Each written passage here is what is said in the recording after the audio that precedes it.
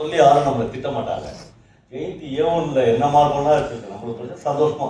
15 நாள் சத்தியமாக இது கதெல்லாம் இல்லைங்க, இது வந்து உண்மை. 15ஆவது நாள் எங்கள் அக்கௌண்டன்சி சார் கிளாஸ் நடத்துங்கிறாரு.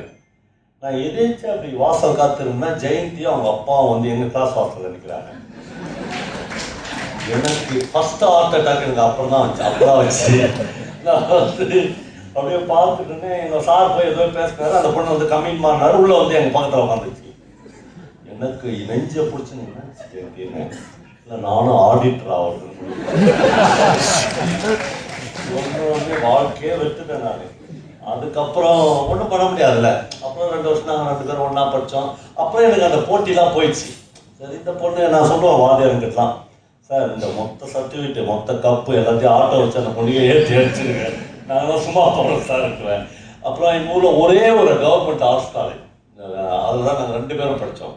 டக்குன்னு 3 வருஷம் எப்போ முடிச்சுன்னே தெரில. காலேஜ் உங்களுக்கு டக்குன்னு முடிஞ்சிடும், திடீர்னு ஒரு நாள் முடிஞ்சிடுமா வீட்டுக்கு போயிடுங்க. இப்போலாம் பிரச்சனை இல்லை, அந்த காலம்லாம் மாறி. எங்கள் காலத்தில் காலேஜ் முடிச்சு 2 நாள் கூட சொந்தக்காரங்க அப்பா அம்மாலாம் வெயிட் பண்ண மாட்டான். இன்னும் வேலைக்கு போகல அப்படின்னு கேட்பான். 2 நாள் தான்டா ஆச்சு காலேஜ் முடிச்சுட்டு வந்துருவோம்.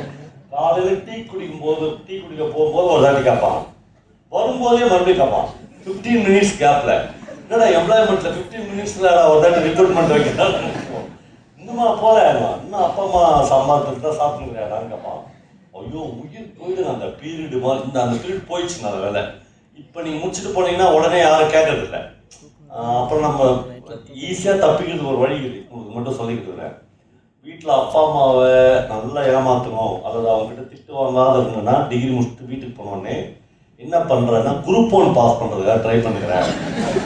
ஐஏஎஸ் எக்ஸாம் எடுத்துட்டா அவங்க கனவுல நீ எப்பயும் ஒரு ஐஏஎஸ் அதிகாரி ஆகிடுன்ற நம்பிக்கை வந்துடும். திட்டவே மாட்டாங்க, 2 முட்டை கொடுப்பாங்க டெய்லி.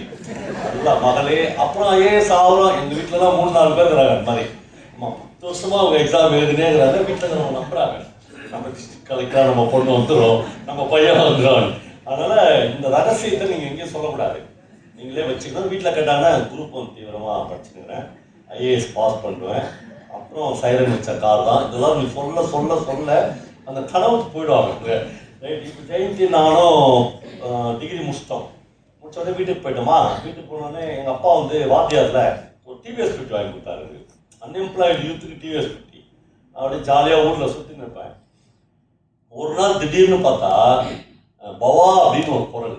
என் பேர் பாவா இல்லை, பவா அப்படின்னு ஒரு குரல். எனக்கு டக்குன்னு டிவிஎஸ் 50 ஜெயந்தி. அப்பா எவ்வளோ நாள் ஆச்சு ஜெயந்தி, 6 மாதம் ஆச்சு ஜெயந்தியை பார்த்து. ஒரு காஃபி குடிக்கலாமா அப்படின்னு நாங்கள் 2 பேரும் போய் அங்கே எங்கள் ஊரில் அருணா ரெஸ்டாரண்ட் அப்படின்னு ஒரு ரெஸ்டாரண்ட், அங்கே உட்காந்து 2 பேரும் ஒரு காஃபி குடித்தோம். இப்போ நீங்கள் உங்கள் கேன்டீனில் போய் ஒரு பையனும் ஒரு பொண்ணும் ஒரு ப்ரொஃபஸர் ஒரு லேடி ப்ரொஃபஸர் காஃபி குடிக்கணும்னு வச்சுங்க, ஏதாவது ஒரு சமூக மாற்றம் நிகழுமா? ஒரு இயல்பான விஷயம் இல்லையா? இங்கே வந்து உட்கார மாதிரி ஒரு காஃபி. எங்கள் பீரியடில் என்ன நடக்குதுன்னா, நாங்கள் 2 பேரும் போய் ஒரு காஃபி குடித்தோம். அந்த ஹோட்டல் அருணா ரெஸ்டாரண்ட் ஓனர்லேருந்து தோசை போடுறவங்க எல்லாம் வந்துட்டான். எல்லாம் விட்டுட்டு வந்து ஒரு பையனும் பொண்ணும் காஃபி குடிக்க வந்துக்கிறாங்க அப்படின்னு அப்படியே எட்டி பார்க்கலாம். எனக்கு ஒன்றுமே புரியல, என்னன்னா ஒரு காஃபி தானடா குடிக்க வந்துது. இப்போ ஜெயந்தி என்ன பார்த்து சொல்லுது, எனக்கு ஏப்ரல் 28 மேரேஜ் அப்படின்னு. பெண்கள் நீங்கள் கவனிச்சிருப்பீங்க, எனக்கு கல்யாணம் அப்படின்னு சொல்லும்போது நம்ம திகார் ஜெயிலுக்கு போக போகிறோன்னு தெரியாது அவங்களுக்கு. அவன் அந்த ரத்தம் முழுக்க அப்படி கன்னத்தில் ஏறிடும், அப்படியே செவந்து சந்தோஷமாகி புலங்காகிதமாகி தூக்கு தண்டனை கைதி கூட தெரியாது, அது போன பிறகுதான் தெரியாது. அது மாதிரி சொல்லிச்சு அந்த பொண்ணு. சொன்ன உடனே எனக்கு பயங்கர சந்தோஷமாயி அப்படியா ஜெயந்தி அப்படின்னு சொன்ன உடனே அழுதுச்சு. இந்த ஹோட்டலில் தோசை போடுறவன் இந்த ஹோட்டல் ஓனருக்குலாம் ஏதோ ஒன்று கன்ஃபார்ம் ஆயிடுச்சு. அவங்களுக்கு ஒரு பையன் முன்னாடி எதுக்குடா ஒரு பொண்ணு அழுகுது அப்படின்னு அவங்க எல்லாம் அவரை பார்க்குறாங்க. எனக்கு என்ன பண்ணுறதுனே தெரில.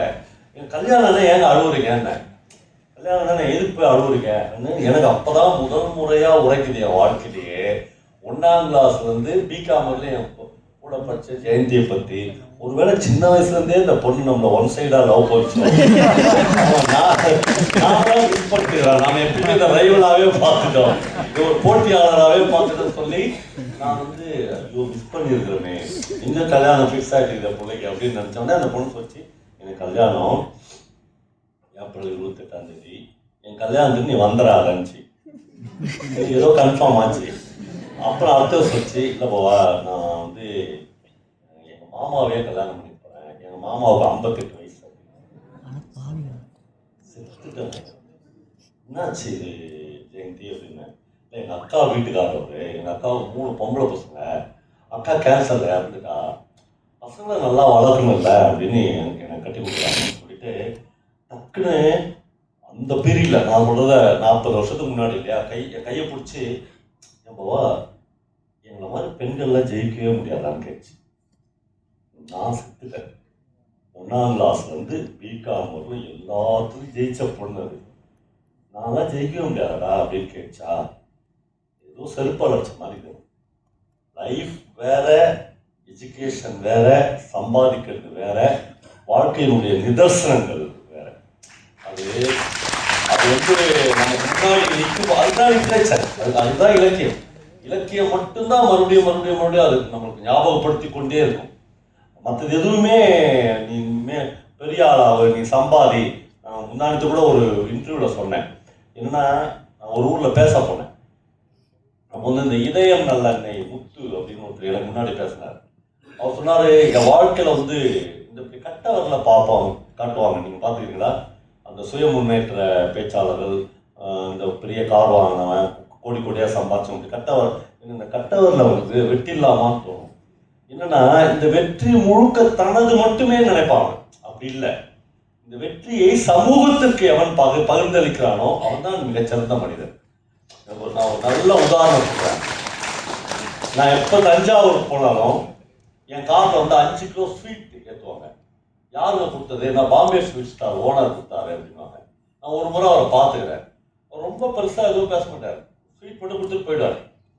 அப்புறமா இந்த ஆள் என்ன ஒரு எழுத்தாளனுக்கு 5 கிலோ ஸ்வீட் கொடுக்குறான் அப்படின்னு எனக்கு தோணும். அப்போது ஒரு பயங்கரமான விஷயம் கேட்கும். அதான் லைஃப்பில் நாம் எடுத்துக்கொள்ள வேண்டிய. அப்புறம் சார், நம்முடைய டீச்சர்ஸ் இருக்கிறாங்க, நாம் ஏற்றுக்கொண்ட ஆசிரியர் இருக்கிறாங்கல்ல, தயவு செய்து கோபித்துக் கொள்ளாதீர்கள். பிரின்சிபல் மேடங்கிறாங்க, நிறைய ப்ரொஃபசர்ஸ் மேடங்கிறாங்க. அவங்கள வகுப்பறைகளுக்கு உள்ள மட்டும் தேடாதீங்க.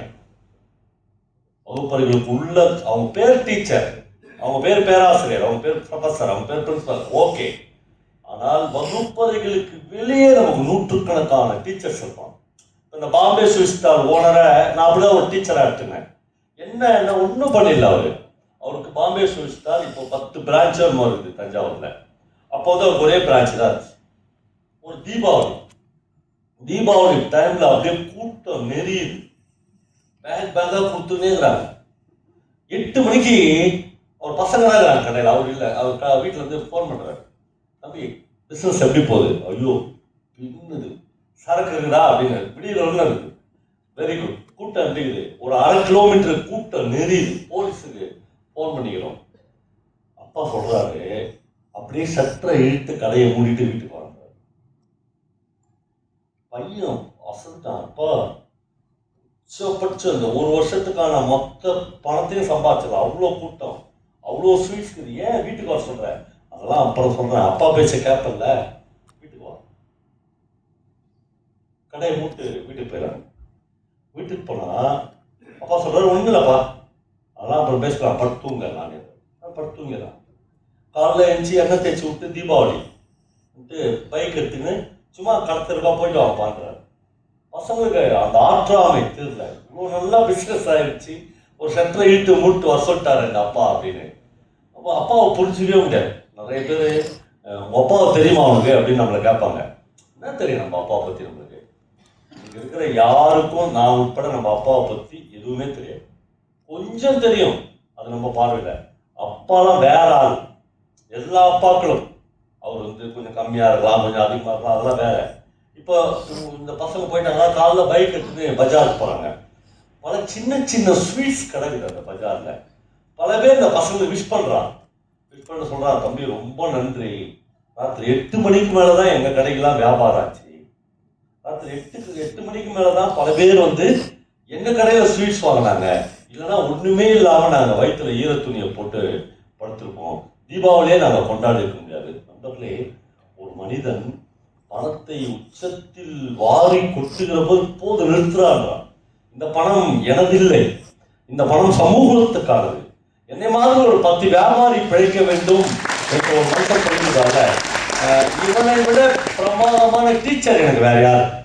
இவன் தான் ஒரு ஆசிரியராக இருந்து பேராசைப்படாதே, எல்லாத்தையும் வாரி சுருட்டி நீ வச்சுக்கணும்னு நினைக்காத, இந்த சமூகத்திற்கு பிரித்து கொடு என்று அவன் தான் சொல்கிறார்.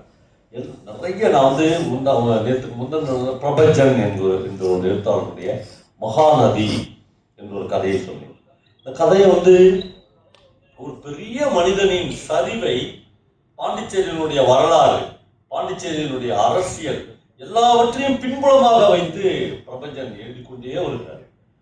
அப்படி ஒரு நாவலை உங்கள் வாழ்க்கையில் நீங்க படிச்சிட முடியுமா அப்படின்லாம் சத்தியமா முடியாது. ஏனென்றால் இப்போ நான் ஒரு 2 மகாநதி புத்தகம் எடுத்து வந்துக்கிறேன், நீங்க வாய்ப்பு படிக்கணும்னா இன்னைக்கு நைட்டு நீங்க எடுத்து போய் படிச்சிருவீங்களா? படிக்கவே முடியாது. ஏனென்றால் வாசிப்பதற்கென்று ஒரு தனி மனநிலை வேண்டும், வாசிப்பதற்கென்று ஒரு தனி மன ஒருமைப்பாடு வேண்டும். அப்படியே எடுத்து ஒரு டெக்ஸ்டை படித்து விடவே முடியாது.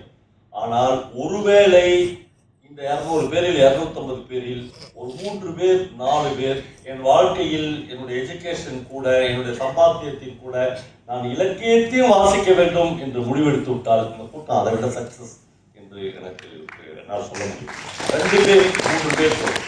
இன்னைக்கு நான் ஒரு 500 இருளர் இன கிராஜுவேட்ஸோட பேசினேன்.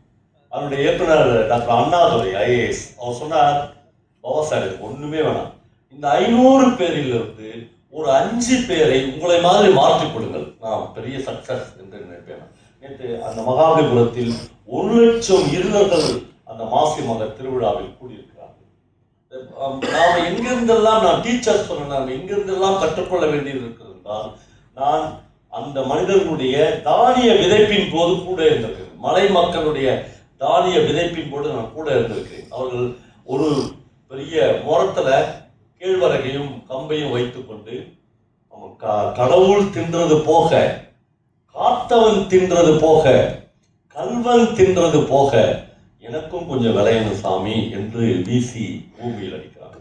நண்பர்களே, கடவுளுக்கு கொடுக்கிறான், இதை காக்கிறானே அவனுக்கு கொடுக்கிறான். திருட வரானே, சரி அவன் எப்படி சாப்பிடுவான்? கொஞ்சம் திருடி சாப்பிட்டோம், இவங்களுக்கெல்லாம் கொடுத்தது போக எனக்கு கொஞ்சம் குடு சாமி என்று சொல்றான். இப்போ பாம்பே ஸ்வீட்ஸ்காரை நான் ஒப்பிட்டு பாருங்க. அந்த கல்ச்சர், அந்த செயின், அந்த கயிறு, அந்த முடிச்சு, அந்த கண் எங்க இருந்து வருது? அப்ப எவ்வளவு மனிதன், எவ்வளவு மேன்மையாக இருந்த மனிதனை இந்த நாகரிகம் அல்லது டெக்னாலஜி இதெல்லாம் எங்க போய் சுருட்டி வச்சிருக்கு. அவன் முழுக்க முழுக்க சுருங்கி போய் தான் மட்டுமே இருக்கிற எழுத்தாளர் தான் இதை பிரேக் பண்ணிக்கொண்டே இருக்கிறார். மனிதர்கள் எப்பொழுதும் உன்னதமான, சீனாராஜன் என்ற ஒரு எழுத்தாளர் சொல்கிறான், மனிதன் ஒரு மகத்தான சல்லிப்பயல் என்று சொல்கிறார். வெறும் சல்லிப்பயல் இல்லை, மகத்தான சல்லிப்பயல் என்று சொல்கிறார். ஏனென்றால் ஒரே மனிதன் பல நேரங்களில் வாழ்க்கையின் மேன்மையின் உச்சத்திலும், பல நேரங்களில் அவனே